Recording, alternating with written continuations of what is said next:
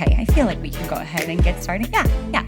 Amazing. Well, hello, everyone, and thank you for being here with us for our Move Her Mind stop in partnership with Pacers Running here in DC. We are very excited to be here, and what an incredible run community you have. That was amazing that is your typical Monday night run club. Great presence and a huge turnout, so congrats for that. But we are very excited to be bringing Move Her Mind to DC here with Megan Featherston of Featherstone Nutrition, Meg Murray of Believe in the Run, and then our guests for today's podcast are Elyse of Pacers Running, Director of People and Culture, and then we also have Brittany, founder of Chocolate City Relay. So very excited to have our special guests for our Move Her Mind tour today, and we're going to be kicking things off here, and I'll let Megs tell you a little bit about what we're doing with Move Her Mind and getting into our great discussion for this evening. Thanks, Nicole. Hi, everyone. I'm Megan with Believe in the Run, and I am a co-host of the Move Her Mind event series. And this is our 9th stop. We actually kicked off this series in DC in April around Cherry Blossom, so it's really nice to be back. I'm going to let Megan talk a little bit about the whole series, but most of you have seen, if you've been following along, that Megan and I always match at all of these events. And she texted me yesterday and she said, "We're wearing the white t-shirt, right?" And I said, "Yes." That's not white. Who's with me? Is that white or is that cream?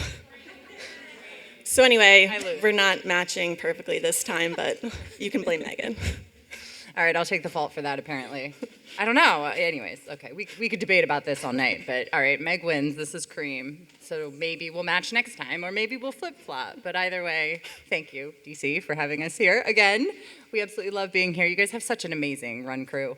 It was wonderful to see on a Monday night. I'm usually like turning in about now, and you guys are turning up about now. So I mean, says a lot about where I am in my life and how wonderful all you guys are. So I want to give a little bit of background on the Move Her Mind event series that Meg and I have been traveling around for. And ASICS commissioned a global study looking at the gender gap in movement between women and men. And they had some very surprising findings. Specifically, they were asking women, why aren't you moving as much as you want to be moving? Men, why do you think women aren't moving as much as they want to be moving? And they did not agree.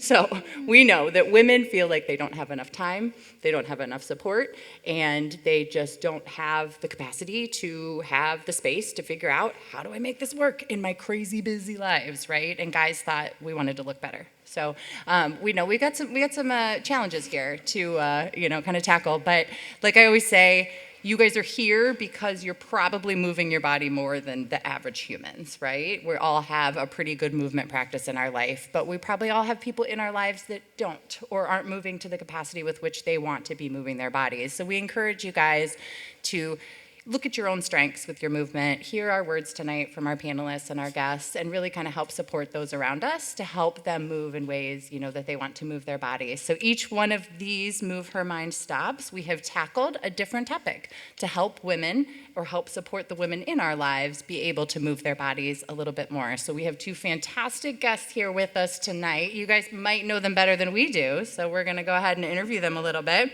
So like we said, we have Elyse and we have Brittany here. So Elyse, we're going to start with you, and we just want to hear a little bit about who you are and what you want people to know about you. Sure. I'm Elyse Braner, Director of People and Culture at Pacers. As you know, I organize, along with Tim and our run club leaders, the wonderful Pacers social runs and events that you all do. I've run over 30 marathons, and 4 years ago, after a lot of injury, I switched into triathlon. And let's see. I completed about 6 70.3 half Ironmans. Very cool. Yeah. And Brittany, tell us a little bit about you. Sure. Hi, everyone. I am Brittany Green. I am the founder of Chocolate City Relay, which is a group of people that are helping to create a platform and space for Black women, but women in general, to move their bodies and also celebrate the roots and culture of DC. I am a Prince George's County native, so like this area is my home. I love moving, and I love bringing people along with me to move as well. I've done an Ironman, I did my first ultra, I grew up ice skating, and just kind of like a busybody. But yeah, that's me.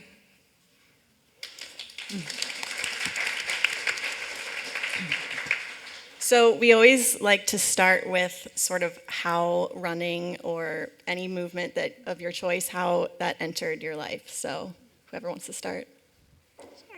I was a freshman in high school. I was a very scholarly type of kid, debate, very quiet, very high anxiety. And I was walking down the hallway, and the track coach came up to me and said, "You have long legs. You should come out and be a hurdler." "Oh, no, I don't do any sports. What if people got mad at me if I didn't perform the way?" And the coach said, "You don't have a choice. You come out for 1 week and see what it's like. And then if you don't like it, you don't have to do it." So I get out there, I have my Kmart sneakers on, my hair is flowing all over, and they ask me to run. Can't get one lap around the track. But that day I finished and my anxiety level was lower. I felt part of something even after that first day. So I continued on, and the coach, when I graduated, said, "Elyse was such a mess. No one wanted her. We were kind of passing her around." But yet, we're going to hear a lot about her in running. And of course, I'm not a very fast runner, but here I am with all of you. So running and movement has done a ton for me in terms of my mental health, my physical health, my community. A lot of you know I've met my husband, Dan, through this community. So movement's really done everything for me. Oh my gosh, I love Kmart.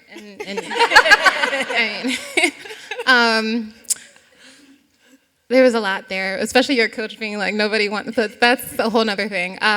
For me, running was always kind of like training for something. So when we were ice skating, I was like, all right, everybody do a lap around the track, or like do running that way. So it was kind of auxiliary in that way. But I did do cross country in high school because I have an older sister, and everything she does, I had to do. So I did cross country, and I just remember it being like a 5K, and our coaches had this thing where it's like, whatever you do, don't walk. And I was like, okay. But so there was like this bushy area, and if you ran like on part of the course, you could hide and walk. So I remember like running and being like, ha, ha, ha, and then I hid. But I remember one meet, he waited for us on the other side, and I was like, oh no. So that was kind of like how I started running. So like even now, the fact that I'm still running is surprising, because it's like I personally didn't like running when I first started, which is something I relate to with people that are just starting, because it's kind of intense to start when you're first starting. But it has become my way of like setting goals for myself and seeing what I'm capable of and seeing other parts of the world and discovering things in a way that I didn't know was possible. So I love that both of you were kind of thrown into the running space in high school. Yeah. Maybe neither of you actually wanted that piece. We're still unsure. But so a lot of times running kind of ebbs and flows throughout our lives. So both of you were kind of introduced into running in your high school career. But Brittany, did you ever take a break with it and come back to it, or has it always been pretty constant since high school? I take breaks often from running. I stopped after high school, and then I remember a friend of mine was into running, and then we did a half marathon. Usually after I do a goal, I like to do the complete opposite. So like I spent all this time running, and now like I don't want to run at all. I drug my friend Brittany to kayak. Like, let's do something completely different that's not running. So yeah, I take breaks. I personally really like breaks and taking breaks from running. Yeah, and I mean, obviously, you guys both have passions for all sorts of types of movement. So when did you, Elyse, get into running after the high school, or was it always kind of present in what you were doing? Running is always, I've not taken a break from running except for injuries. I became obsessed with it. I know, like I told you guys, I couldn't get around that one lap, but I kept at it, went to a training camp that summer. I was sidelined for about 8 months, 4 years ago, and my friend here, Tim Hughes, told me to join the triathlon club over at the Y. And again, it was almost like the high schoolers, like, I'm afraid to do it. I don't know how to swim. So I jumped into this. I took the lessons at the Y. Jumped into the swimming, something I hadn't done at 39 years old. Got into triathlon. To answer your question? Yeah, it sure did, and I can relate to that because I did something similar. I thought maybe my running days were over, so I was gonna, why not do a half Ironman as well, and basically had a panic attack when I had to jump into Lake Erie and try to swim and couldn't breathe, and I was like, not sure this is my sport. So it's different, guys. Like, Yeah. it's a real different beast. The swim's the biggest barrier to entry, but if you're thinking about doing a triathlon, do not be intimidated by it. There's a great newbie program over at the Y.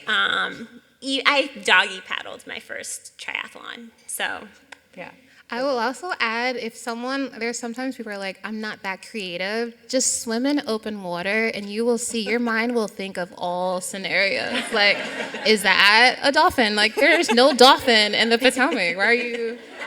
So it's a great exercise. You see jellyfish and you're getting phantom stings. It's a great exercise for creativity.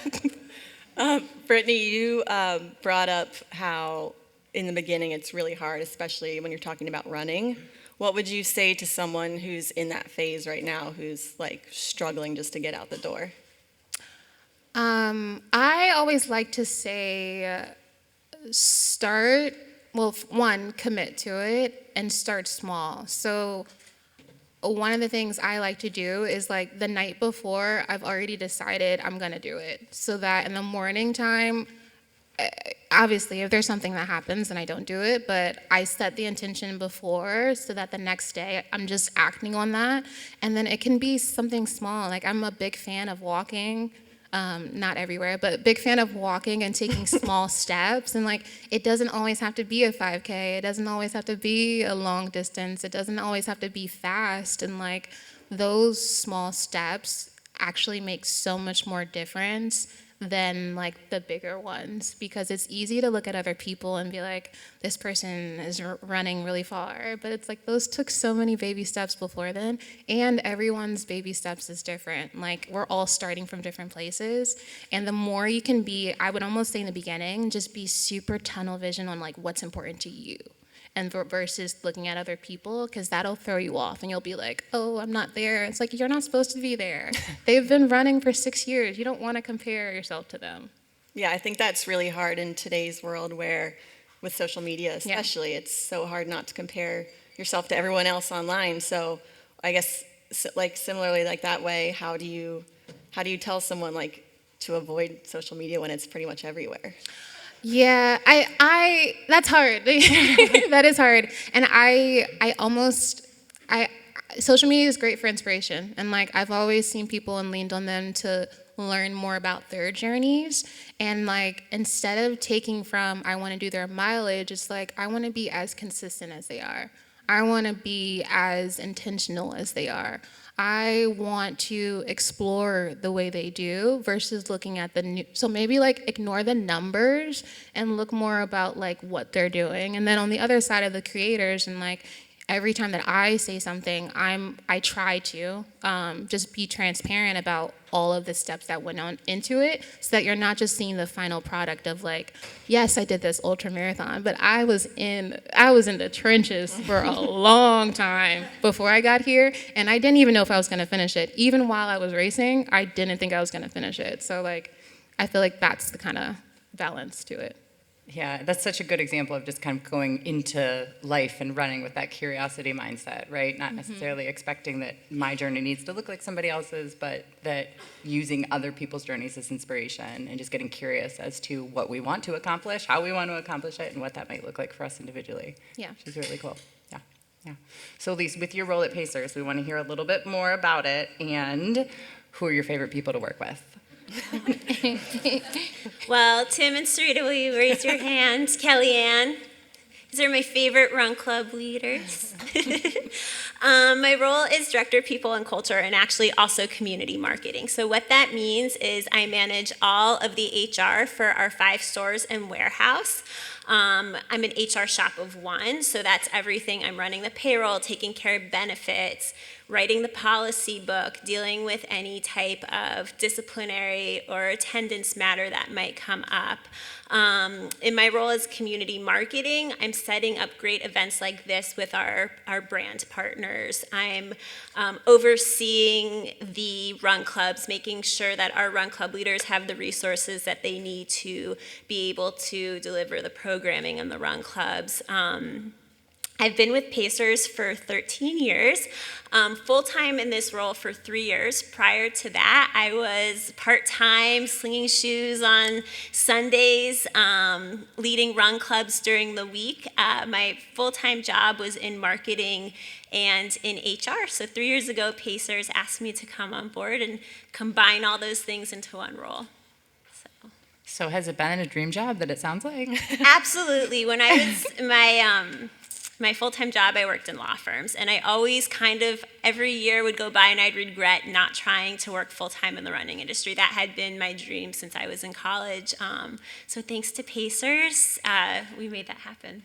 Yeah, and it sounds like both of you guys have been very instrumental in creating safe spaces and groups to encourage people to run, to get people into running, to help nurture people's relationships with running. So I know that a lot of people listening back to this podcast may be in a similar scenario and they're trying to create something in the running community with the people around them. So if you had any tips to give them, maybe some things that were the hardest parts, but how you worked through them, or anything that comes to your mind that might be really helpful for somebody else trying to do something similar to what you two are doing.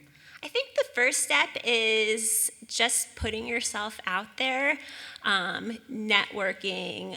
You can go to runs and meet reps like Chris. Chris also started off at Pacers, actually, and is now in marketing at ASICS. I think the first thing is putting yourself out there, and then also committing to doing something that might not be traditional or something that's a little bit out of the box, knowing that a great place to start if you're looking to work in the running industry is, a weekend gig at your local running store. I think that's a good point. I want to backtrack one and just highlight Pacers and Elyse especially. And I think one of the things I love about Pacers and Elyse is that they're very intentional about being and partnering with the grassroots organizations, maybe not necessarily who the biggest one are, but Chocolate City Relay is still very grassroots, our tribe is here. But just thinking about who are the different audiences that are integral to DC and adding that intention there. So I just wanted to add that. And then as far as building community and thinking through how do you do that? That's the question, right? Okay. I personally like to say I'm shy, but the one thing I always think about is how do I create something that'll help someone else feel less alone? So what are the things that I struggle with, and is there something that I can create around that may help someone else that's struggling with that to create that? And then that way it takes the pressure off of me, whether it's successful or big or not, you're still creating a lane or a space where someone else's voice can be heard. So if there's someone else that's shy or someone else that's more reserved or someone else that doesn't feel like they're being represented, by creating that space, you're kind of nurturing that person in that way. And how did Chocolate City Relay, how did that come about? How did that all start? Oh my gosh. So it started off, 2 of my closest friends are here, Jason and Sarah, they're here. They were very integral to the very beginnings of Chocolate City Relay. Basically came to them and I was like, there are a lot of people in DC, and sometimes we all kind of get a little siloed and aren't as connected as we think we are.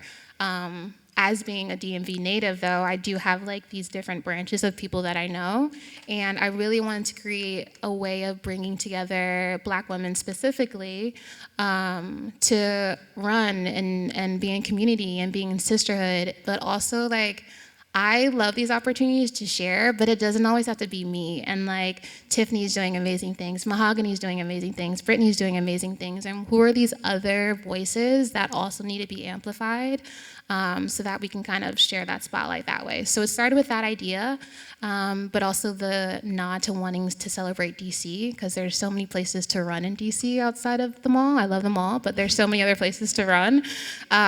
So together with that combination and like my two friends that helped me facilitate the idea, we built this route.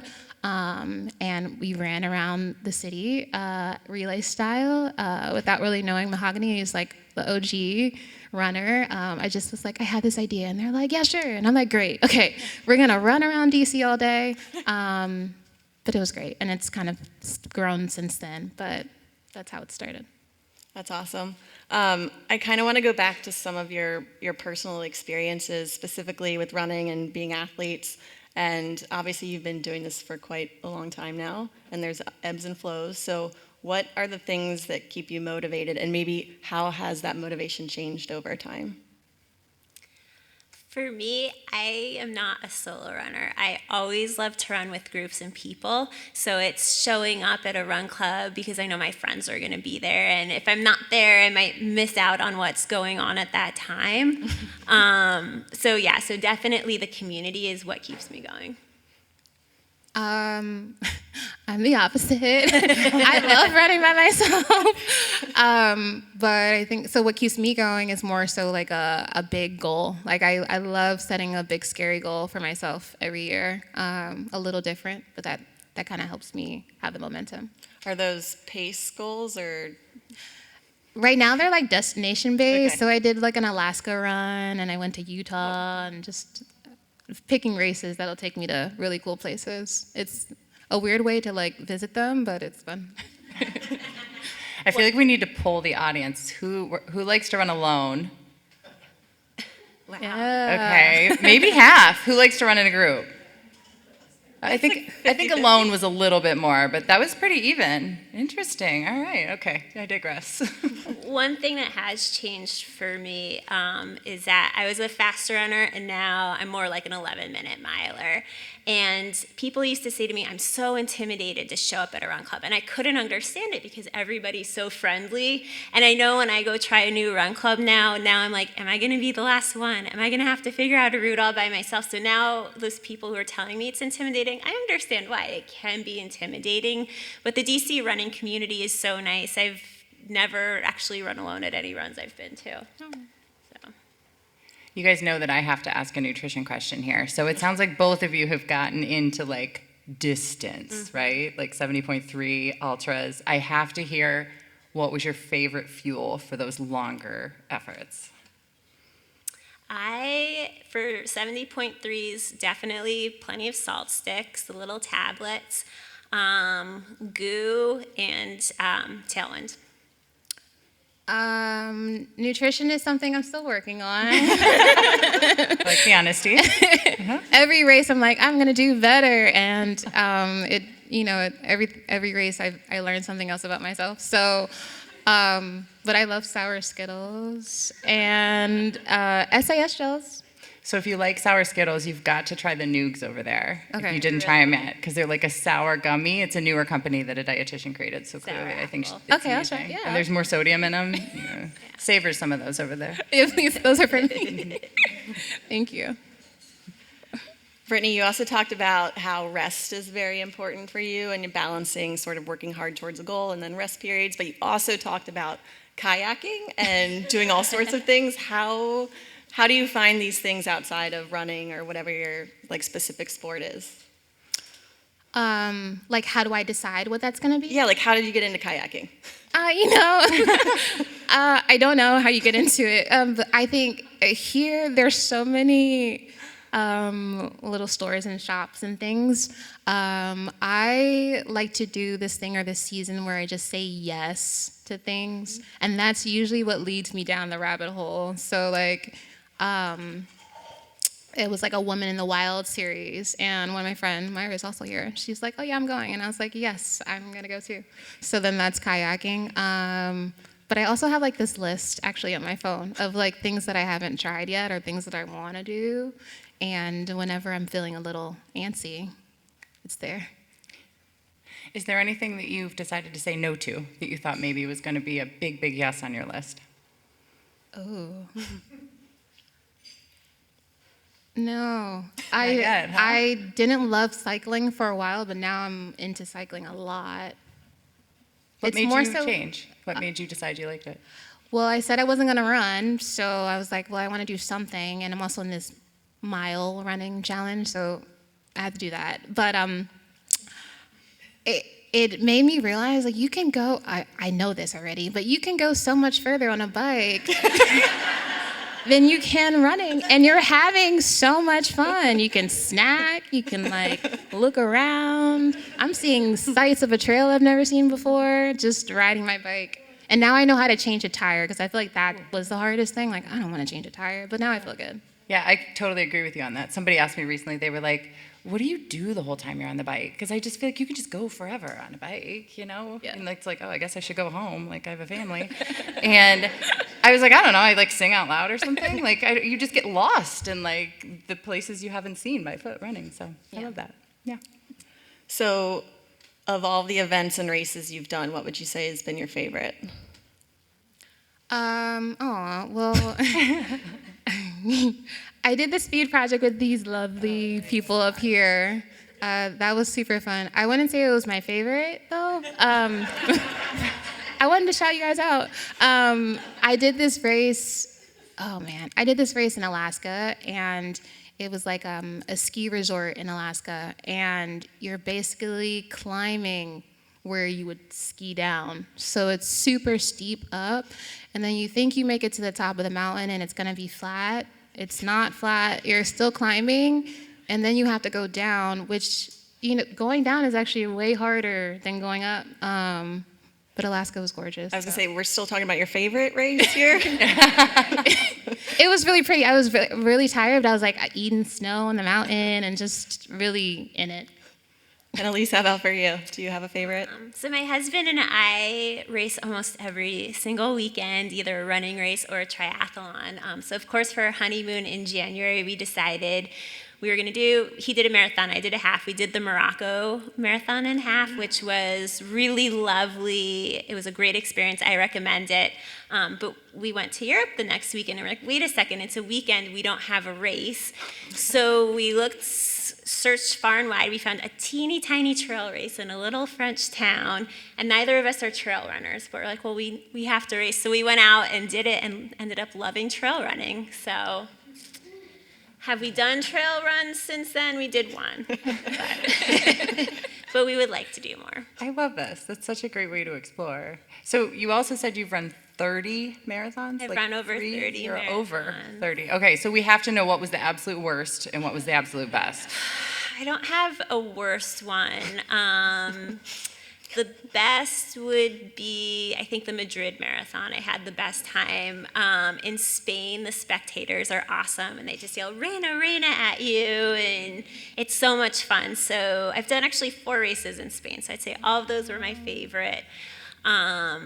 I don't have a marathon I didn't like, but I am training for the New York City Marathon this year. Yeah. I haven't run a marathon since 2019, since my injury, so I'm going to run with my friend Kellyanne back there. I mean, I might be biased, but there's not a better race to come back to after a 5 or 6 year hiatus than the I've crowds never done there. it, Oh, the so. crowds are absolutely incredible. So anytime it feels hard or you're doubting yourself, just look up, look around. Has anybody run New York City? Oh my gosh, it's just unbelievable. It's hard, but it's unbelievable. So. And Brittany, you mentioned you love setting big, scary goals. So what's the next one? I like to have my friend Jason because he knows. Okay, no, I don't have anything top of mind. I would love to do a 100-miler at some point.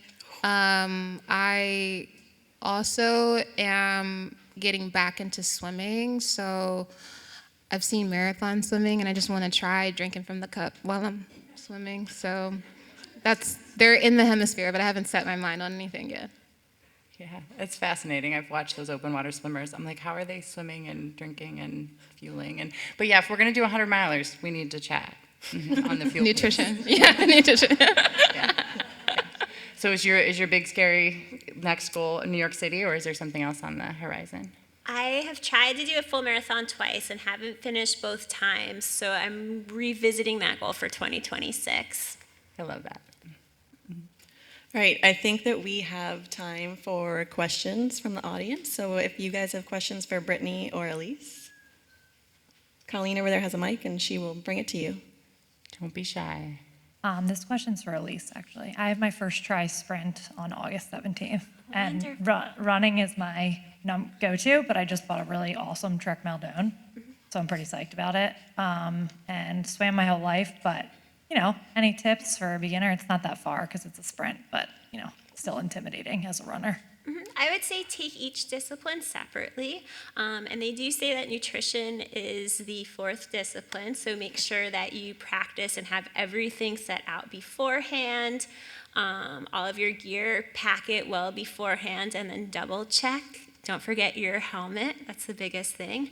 But yeah, just take each discipline one by one, have fun. Sprint triathlons are so friendly, you'll definitely make a friend out there. Except that you can't be on your phone, at all for music. They are crazy. They will pull you off the course. I'm like, wow, I can't listen to any music? That's different. You don't need to, it's so much fun. And triathlon's a little bit different, because you're going a little bit slower in the run, and I don't know, I do a lot of chatting through these races, so you don't need your phone. I'm not shy, clearly, so I will also chat. And I have my Feel Goods box from Meg, so I'll keep it 100. Yeah, get the box. I mean, you need to feel, because that's like the best thing ever. You get to just eat all the time. It's great. Hi, friends. Hey. I'm so excited for y'all. This has been great. I know all of the different sports that you both do, and as someone who's dabbled in the triathlon and the marathon and swimming, biking, it sounds like a lot of gear. And I hear this, phrase that running is free, and we know that that's actually not the case. And then there's this thing about access. And so if we're talking about access to gear and shoes and all the thing that you need for running, marathons, triathlons, etc., how can someone start with a little? What's the number one thing that you should focus on with the little that you have? And if you know any resources that you could shout out in the DMV area, that would also be great. Yeah. Thanks, Mahogany. I think gear is definitely a thing. And all of the sports that I do are things that I've had access to, and there's privilege there, and also just spreading it out so that it's not all at one time. One thing I would say for running is just your shoes are top priority. You want to take care of your feet, and a lot of the running stores will let you try the shoes on first and then run in them to see how they feel in your feet. So I would say definitely make sure you get a good pair of shoes. It doesn't have to be all of the name brands you see. Just come in, get your foot fitted, and see how they feel first. That's going to be the biggest thing for running.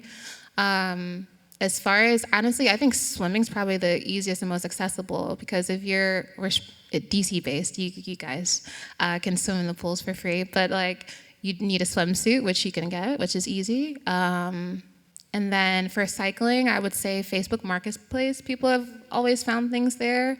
And if you're doing those sprint distances, you don't need anything that's changing gears per se.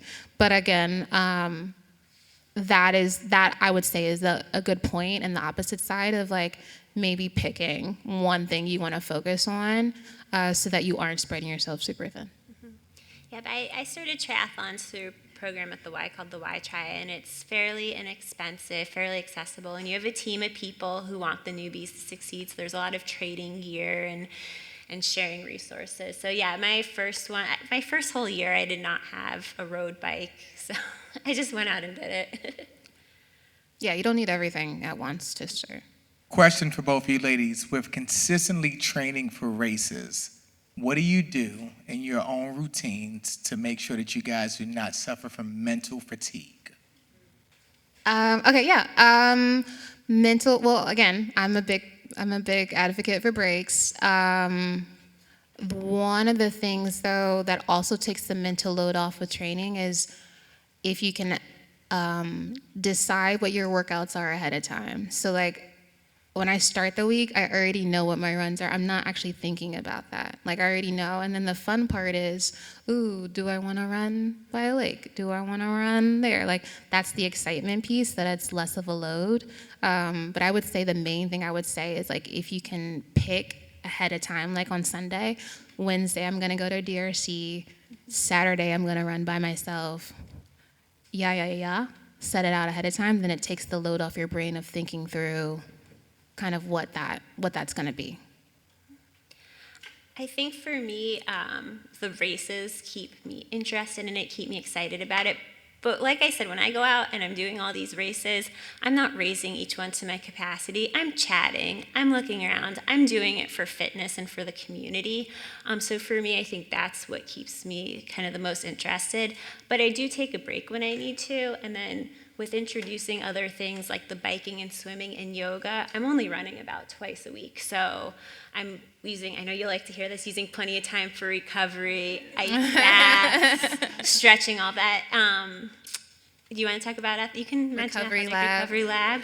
So what Elyse is referring to is my partner and I started up a health and wellness recovery company in October of last year, where our main focus is really to educate the community on the importance of recovery and also provide recovery to the running community, the cycling community, anyone who's like an enthusiast when it comes to just working out. So we helped out with Chocolate City Relay as well as the Speed Project. We provided some recovery for the ladies doing the Speed Project, and we operate out of a brick and mortar space. And then on, I believe it's August the 25th, we will be setting up for some demo recoveries for Pacers Social Run. So you guys will see us on that Monday. Thanks, Elyse. Yeah. They did an amazing job. We had our legs, and like while one person was sleeping, they got the boots on, they have the massages, so they really helped us reach the finish line. What's a swim marathon? You know, great question, because I'm still finding out what it is. It's basically, I don't actually know. So if someone knows the answer, I mean, I've seen it done, but I don't know what the actual meters will look like. But basically, you're in a body of water that exists in nature, and you're swimming for a really long time. And because you're swimming for so long, you have to drink and hydrate while you're doing it. So sometimes they'll flip over like this and be backstroking and then keep swimming. From what I've seen, not an expert yet. We just saw otters in Monterey last weekend at our last stop, and I'm picturing you as like an otter, like on your back, like drinking something. Love it. We need to be there to cheer you on. Yes, I don't have a question, but I'm so glad to hear from you guys that you guys take a break, because sometimes we punish ourselves because we don't go to run, we don't go to the gym, we are not doing lifting. But hearing that from you is like, okay, I feel like if they take a break, I can take a break. So I'm not gonna be, feeling guilty because I'm not going to run.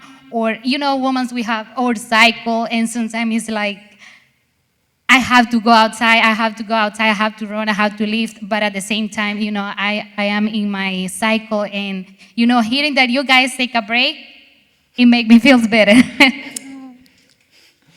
I love that, because I think you brought up a really good point. I think it goes back to what you were saying with the study about being a woman and different things that, people in general with your schedules and working and things like that, but also being a woman with your cycle and things they're just, while I said I set my goals ahead of time, there is a lot of grace as well.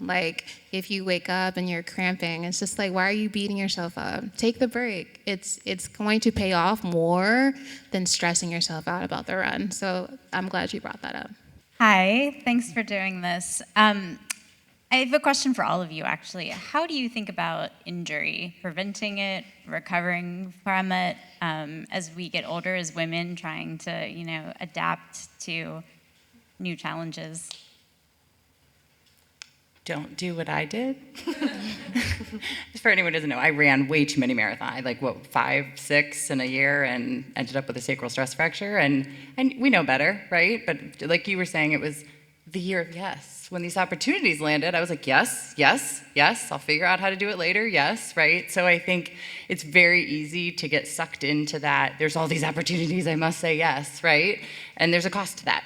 And it's not just a cost to us being able to move our bodies the way they are, it's also a cost to our families. It's a cost to the people around us. It's a cost to our mental health. So I think, I wasn't shy with what I did and how that was silly, and I hope that no one else takes that exact same route because it was rough, So I think we need to be smart with our bodies, as you mentioned, especially as we're getting older. Like, our bodies can't tolerate the turnaround in recovery. We need the downtime. We need to make sure we're respecting the time post-race to really recover, right? Instead of being like, but I felt so good at that race and I feel good now and I want to run again and I'm high because this was the best race ever, right? And that's just not sustainable. And I think we just need to be really honest with ourselves and make sure, as we've kind of talked about tonight, that there is that time for a break. And the culture that we've kind of created with running is tricky with that, right? Like, we were talking before this started about kind of seeing people kind of always doing something. So I think Elyse saying, yes, I'm always doing something, but I'm not racing at all, right? There's a difference. There's a difference in moving our body, and there's a difference of pushing our body. And I think we need to kind of find that balance and really understand ourselves. And I think every journey that we take with our running, whether it's a positive one or, like I just mentioned, a not so positive one, we learn from it, right? And we become stronger and better humans moving forward from that. So yeah, just be careful with your bodies, guys. We only get one.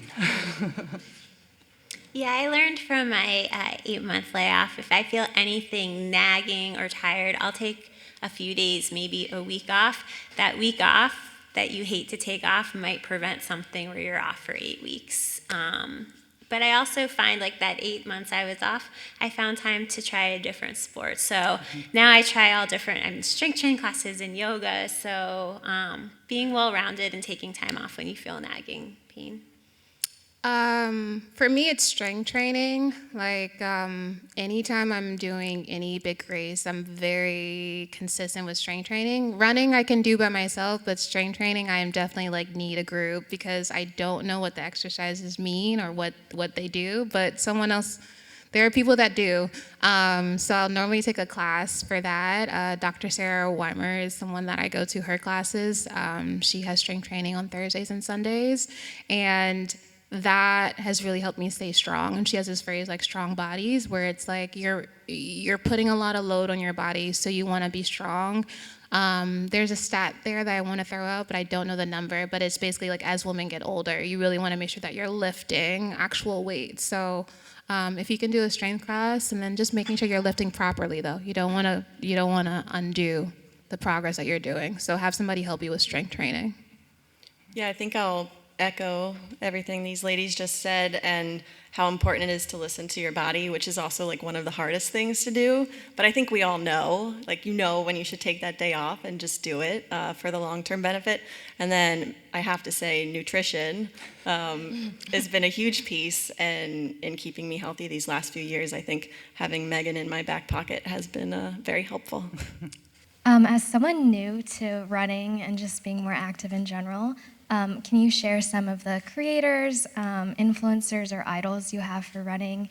And then also, local to DC, what were some of the courses that you might recommend? Okay, yeah, happy. That's a big question. I feel like a lot of my friends are creators, so I will selfishly plug the ones that are here. Tiffany, she is really into women's fitness and all things fitness. She is great as far as where to start and plug you in there. Mahogany does a lot with she's worked with a lot of brands, I would say, but also run clubs. So she's a really good person to follow as far as what is out there. Brittany is a captain for District Running Collective, so she will help you kind of point in direction. There's this whole tribe right here. Myra, also there's Northeast Track Club people in the back. Or they were there, but and then Dakota's also here. He runs sometimes with Arc'teryx. So there's a lot of different groups in the room. I'm happy to introduce you to people that way. And then the other part of your question was, trails. There's so many. I love, Mount Vernon can get busy, but Mount Vernon's great. I love, obviously, the mall. There is, the Arboretum will get you hills that you don't suspect. There's WNO&D, that's also really fun. Yeah, those are kind of like the top ones that I would say. But I'm happy, of course, I can like share more after. And I think we have time for one more question. Okay, mine's more like a help me type thing. I'm 61 years old. I'm a 11-year breast cancer survivor. And since then, I've always wanted to encourage other breast cancer survivors to move their body. What I need help is, I really don't take a break. I work out every day, twice a day, lift Monday through Friday, between spin, swimming, dragon boat racing, track and field. I'm busy every day. Even after doing a high rocks, I'll be in the gym the next day. After doing a triathlon, I'm in the gym the next day. So I don't know how to take a break. And I have trainers and I have other people tell me you need to take a break. So why is it so hard for me to do that? I think you've created a very fantastic relationship with moving your body and how it makes you feel. And it's hard to take a break from that sometimes, right? Like if I know when I move my body, I feel a certain way or I have a certain energy level, what happens on a day when I don't do that? That's what a lot of my clients that I work with have trouble with that too. And I would encourage you to try. One day, just try. Pick it, look in 2 weeks. Look, she's like, I can't. Look for like ahead to 2 weeks. And like, is there a day that you're like, this is the day I'm gonna commit to it. Make sure it's ahead so that you're ready. Plan something else that day. Go see a movie in the movie theater instead. Do something that is exciting that you haven't been able to do because you have been doing 2 workouts a day. Go on a date with a friend that won't let you go for a walk after you sit down and have a wonderful meal, right? Like find that, but I would say just try it, right? And as scary as it sounds, just schedule it out, and it doesn't have to be tomorrow, right? Like schedule it out, look at your calendar, see what day you're like, I think I can do this. Put it on there and just give it a whirl. Because I remember when Meg started coaching me, she had me take every Friday off before my Saturday long run. And same thing, I was like, but I bike on Fridays. I really started to love that over time, right? So I think sometimes we just have to put ourselves in those uncomfortable situations, just like when we started running, how that was uncomfortable, right? But then all of a sudden we fell in love with it. So I think once you can prioritize that rest, and maybe not the first time, maybe not the second time, but over time, I think you're gonna realize like, oh my gosh, I'm so much stronger the day after I rest, or my body is so much happier, or one of these metrics that we're all wearing 18 gadgets of are so much stronger when I take a rest day, right? And kind of just make sure that you're equating that rest day to something positive then, whether that's an experience with a friend, a movie, better sleep score, whatever it is. Just make sure that you're really evaluating how that's positively benefiting you so that you can kind of get hooked to continue to do that. Amazing. Well, thank you so much, everyone, for an incredible conversation about the importance of moving our bodies, but also taking care of our minds. Thank you to Pacers for having us here. Thank you to Elyse and Brittany for an amazing conversation. And thank you to the Megs for being an integral part of our Move Her Mind movement. Thank you so much, everyone. What a great evening and conversation.